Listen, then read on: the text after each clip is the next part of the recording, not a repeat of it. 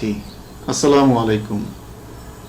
ধামরাই সরকারি কলেজ কর্তৃক আয়োজিত পদার্থবিজ্ঞান অনলাইন ক্লাসে তোমাদের সবাইকে স্বাগত জানাচ্ছি।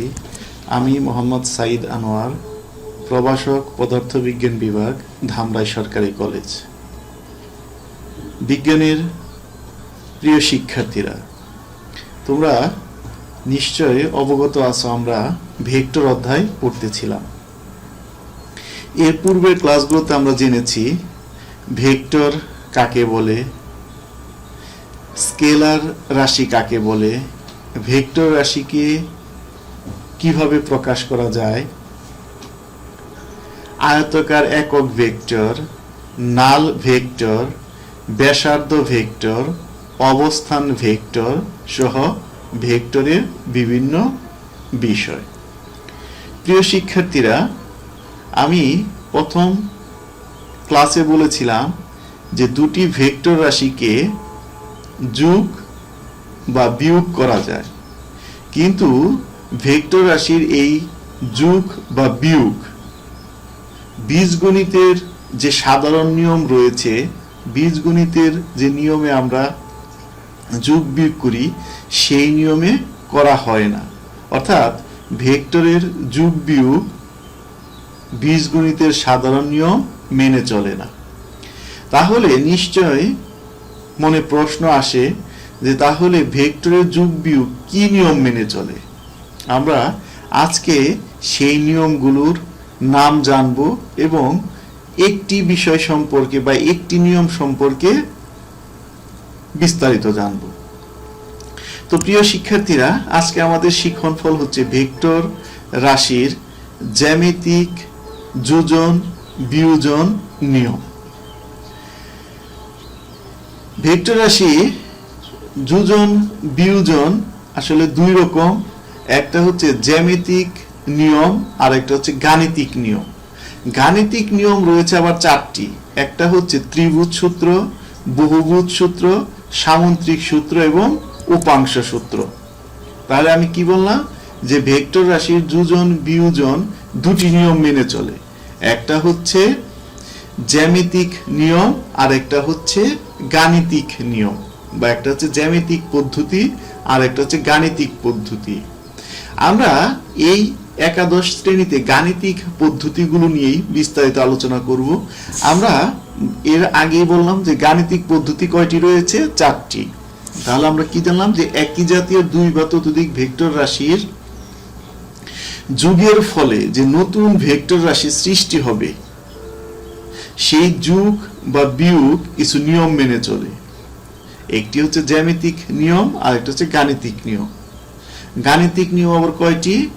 তার মধ্যে রয়েছে ত্রিভুজ সূত্র, বহুভুজ সূত্র, সামুদ্রিক সূত্র এবং উপাংশ সূত্র, অর্থাৎ চারটি। তোমাদের কোনো কোনো লেখকের বইয়ে পাঁচটিও থাকতে পারে। অর্থাৎ প্রথমে থাকতে পারে সাধারণ সূত্র, ত্রিভুজ সূত্র, বহুভুজ সূত্র, সামুদ্রিক সূত্র এবং উপাংশ সূত্র। সাধারণ সূত্র এবং ত্রিভুজ সূত্র দুটি বিষয় একই, কাজেই আমরা দুটি আলাদা না শিখে এক নামেই শিখব। তো প্রিয় শিক্ষার্থীরা, যে কথাটি বলতেছিলাম যে গাণিতিক পদ্ধতিতে কয়টি নিয়ম রয়েছে? পাঁচটি। একটা হচ্ছে সাধারণ সূত্র, ত্রিভুজ সূত্র, বহুভুজ সূত্র আর একটা হচ্ছে উপাংশ সূত্র। কিন্তু আমরা জানলাম যে সাধারণ সূত্র এবং ত্রিভুজ সূত্র একই বিষয়। তো আজকে আমরা সেই ত্রিভুজ সূত্র নিয়ে আলোচনা করব। তোমরা সবাই ত্রিভুজ কি জানো? যে তিনটি বাহু দ্বারা সীমাবদ্ধ কোনো ক্ষেত্রকেই ত্রিভুজ বলে। এখন একটি ত্রিভুজে তিনটি বাহু থাকে।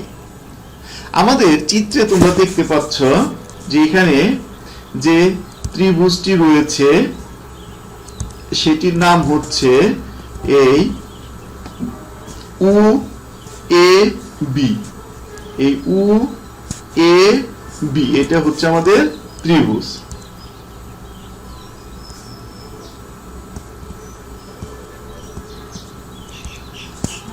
আমাদের এই হচ্ছে উ উ এ আর এখানে হচ্ছে বি। এখন এখানে তিনটি বাহু আছে। এখন একটি ত্রিভুজের দুটি সন্নিহিত বাহু যদি একই ক্রমে মানে একই দিক থেকে, অর্থাৎ ঘড়ির কাঁটার দিকে অথবা ঘড়ির কাঁটার বিপরীতে, যে কোনো একটি হয় ঘড়ির কাঁটার দিকে অথবা ঘড়ির কাঁটার বিপরীতে, যদি একই ক্রমে দুটি ভেক্টরকে মানে ও দিকে প্রকাশ করে, তাহলে সর্বশেষ বাহু অর্থাৎ তৃতীয় বাহু বিপরীত ক্রমে ওই যে প্রথম দুটি ভেক্টর তাদের লব্ধি প্রকাশ করবে। তোমাদের আমি প্রথম দিনই বলেছিলাম বা প্রথম দিকের ক্লাসে বলেছিলাম লব্ধি ভেক্টর কি, দুটি ভেক্টর যোগ করে যে নতুন ভেক্টর পাওয়া যাবে তাকেই বলা হবে লব্ধি ভেক্টর। দুটি ভেক্টর বিয়োগ করে যে নতুন ভেক্টর পাওয়া যাবে তাকেই বলা হবে লব্ধি ভেক্টর। অর্থাৎ দুটি ভেক্টর এর যোজন বিয়োজনের পর নতুন যে ভেক্টরটা সৃষ্টি হবে তাকেই বলা হবে লব্ধি ভেক্টর। তাহলে আমরা মনে করি যে এই যে আমাদের ত্রিভুজটি রয়েছে, সেই ত্রিভুজটি আমাদের হচ্ছে আমাদের উ এ বি।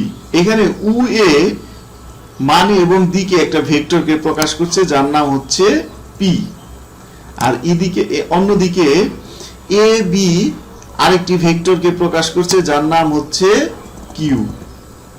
তাহলে এরা কিন্তু দেখো ঘড়ির কাঁটার বিপরীতে, অর্থাৎ উ এ থেকে এ বি তুমি যদি যাও তাহলে ঘড়ির কাঁটার বিপরীতে ঘুরলা, তাহলে বিপরীত ক্রম, তার মানে এবার ঘড়ির কাঁটার দিকে, অর্থাৎ উ বি, অর্থাৎ কোন রাশি উ বি হবে এই প্রথম দুটি ভেক্টরের লব্ধি। অর্থাৎ ফাইনালি আমরা পাবো হচ্ছে উ বি সমান সমান উ এ ভেক্টর যোগ এ বি ভেক্টর।